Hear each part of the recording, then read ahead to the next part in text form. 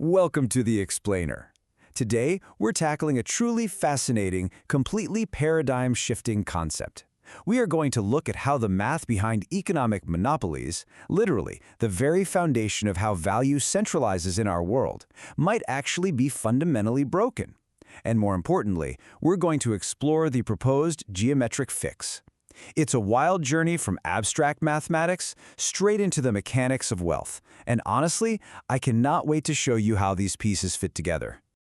Okay, here's our roadmap for today. 1. The problem with points. 2. Enter the Gunky Manifold.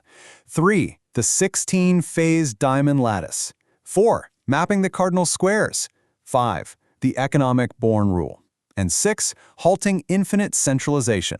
Let's get right into it. So I really want you to hold on to this question as we go. Think about the winner-takes-all dynamic we see everywhere in modern economics, right? Where wealth just endlessly drifts into a single centralized point. What if that isn't just, human greed or a policy failure, but an actual structural glitch in the fundamental geometry we use to build our systems? Section 1. The problem with points. Exploring the flaws in abstract space. For about 400 years now, traditional math has heavily relied on Descartes' continuous point set manifold. And what that means is space is mapped using zero-dimensional points on what is basically a ghost grid.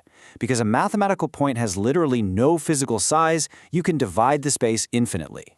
But the new framework we're exploring today, developed by the Habesitatate Universality Research Collective, replaces these imaginary points with discrete tiles. Think of a tile as a physical region with a hard boundary, almost like a digital pixel. It has a completely fixed capacity. So, because legacy systems use these points with zero physical boundaries, they suffer from what the researchers call the Naperian drift, or a xenodrift. It's essentially a mathematical black hole. Without a physical surface to actually anchor onto, things can just vanish into an infinitesimal point. There is zero baseline to stop the division. And if you think about it, if you can endlessly stack value into a space that has absolutely no physical limit, well, you've just created the architectural blueprint for infinite centralization. Section 2. Enter the Gunky Manifold, building a mereological foundation. Now, I know the term gunky sounds a bit weird, but in philosophy and mathematics, a gunky manifold simply means a space made up of chunky fixed regions, parts and wholes, which is exactly what the word mereological means. So instead of abstract, zero-dimensional ghost points, the fundamental building blocks of information here are discrete, physical tiles. They actually take up space, which guarantees stability simply because they cannot be infinitely divided. And right at the center of all this is the cork. In a traditional math graph, you have an origin point at 0, 0, right? Which is infinitely small. Well, here, the center of the manifold is replaced by a physical boundary called the cork. It provides a deterministic halting point. Basically, it acts as the anchor of reality that stops that infinite division drift dead in its tracks. It gives our entire system a bit-perfect baseline to actually build from. Section 3.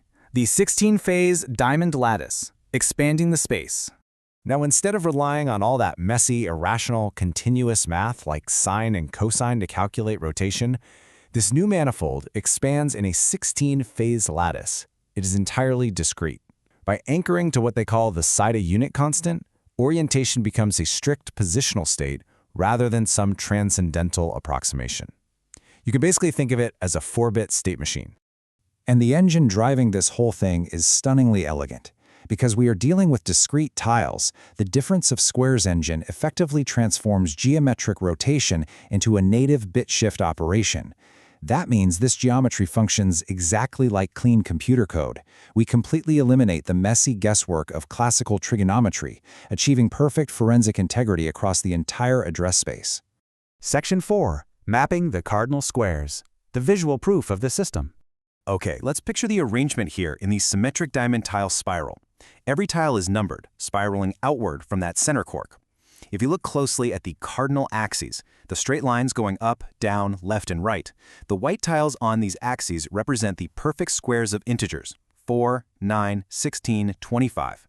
They land with absolute bit-perfect alignment right on the grid. And this brings us to a really fascinating square/almost square duality. It isn't random at all. The even squares rigidly align on the west spoke, and the odd squares align on the east spoke. The source text actually calls this positional hegemony, a unique, undeniable structural truth. This perfectly balanced cardinal alignment proves a binary power law expansion that is completely 100% hidden when you use legacy point set math. Section 5. The economic born rule. Translating math directly to money. Remember that xenodrift mathematical black hole we discussed earlier? Well, the researchers directly tie this to real-world economics, specifically calling out the Peter Thiel 0-to-1 model. Because our current economic modeling lacks a discrete physical base unit of resolution, wealth discontinuously centralizes. It literally vanishes to the point, resulting in infinite centralization, or what we'd call a pure monopoly. And that brings us to the economic Born rule. In quantum physics, the Born rule maps probability, but here it maps value.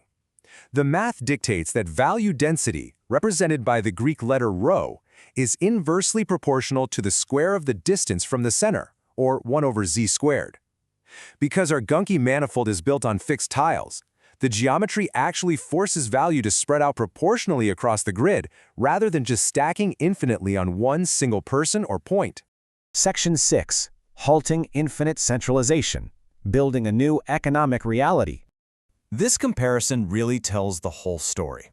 In the old continuous point set economy, you get a winner-takes-all centralization because there's absolutely no halting point, and you have limitless coordinate capacity. But in our new tiled Gunky manifold economy, we replace that endless drift with the cork. By giving our economic map physical tiles with heavily limited capacity, we create highly sustainable regional signature economies instead of a winner-takes-all black hole. This introduces a brilliant dynamic called phase shift friction. Because each tile is effectively a metabolic cell with a strict set capacity, it can only hold so much network value. Once a tile is full, it hits that friction, and the value naturally just spills over into the next phase in the 16-phase lattice. It mechanically prevents a single coordinate from absorbing infinite value. This enables fully decentralized, concentrated liquidity that is completely anchored to a verifiable forensic floor. Which brings us to our final thought for this explainer. If the very structure of wealth distribution is fundamentally tied to the geometric maps we use to calculate it, what shape is your economy? Are your digital and financial systems built on the unstable, infinite drift of ghost points? Or are they built on the solid, predictable, and fair foundation of a tiled manifold? It's a truly profound shift in perspective, moving from a vanishing point to a fixed surface. Thank you so much for diving into the Cartesian diamond with me today.